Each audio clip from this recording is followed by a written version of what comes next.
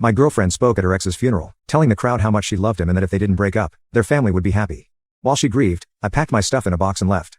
Now, the only way for them to have their happily ever after is if she boxed herself up 6 feet under. It's been a stressful couple of days, and my post got a lot more attention than I expected. It was overwhelming, to be honest. It's been a week since the funeral itself, and I've been talking to some friends as well as reading comments on my last post. Truth be told, I've been hesitant to talk about this with my girlfriend because she's still depressed. She's not talking to me at all, and I've been taking care of everything around our place. She's just been lying in our bed. I've tried to talk to her, but she just shuts me out. I've been reflecting on our past relationship and have realized a couple things.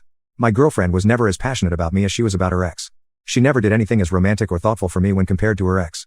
For example, she's never gone traveling for more than 3 days with me, but she traveled often with her ex, sometimes for years. It's not like I have an offer. I was simply told to get over it and that each relationship is different. And people said stuff like, if she wanted to be with her ex, she would be. Something else to note is that some of you actually pointed my attention to another post, one that's about a girl going to her ex's funeral. I read the post, and I don't know if it's actually my girlfriend or not. Some details are different, like our age. We're both 30. Also, I never said anything about breaking up with her for going to the funeral. I wasn't exactly happy to see her mourn the guy who wanted to sleep with her while she was with me, but I didn't actually say anything. Now, that post admits that she actually cheated. I thought about this for a second, but it doesn't matter, because if she had cheated or not, I would have already broken up with her. I did have a talk with her. She refused at first by not responding to me, but when I told her I was leaving, she finally said something to me. I basically told her that I feel like crap ever since she said those things at the funeral. I feel like she would rather be with her ex than me. I felt like her second choice.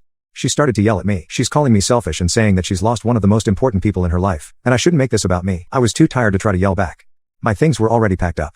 I'm staying with my parents for a while. Our lease doesn't expire for a few months, so I don't know what she's planning to do. I don't know what to do now. I thought I was going to marry this girl someday and have kids, but she wanted someone else all this time. It's the day before Valentine's, and I had actually planned something for my girlfriend before this whole mess started. I can't help but think of her. Our shared friend group didn't side with anyone. They have been supportive of both of us, it seems. I've explained to them why we broke up, and they were all pretty understanding. My friend and his girlfriend are friends with both of us, and I've asked them about my ex. Apparently, she hasn't been doing well. She's back to work after taking like 2 weeks off work. Besides that, she hasn't been out of the apartment. She hasn't tried to reach me, and I haven't tried to reach her. Our lease expires next month, so I don't know what she's planning to do. She could afford the rent on her own, but she'd be scraping by. I've been tempted to reach out. I hated breaking up, but I hate even more how we broke up. It feels like I left her behind when she needed me the most.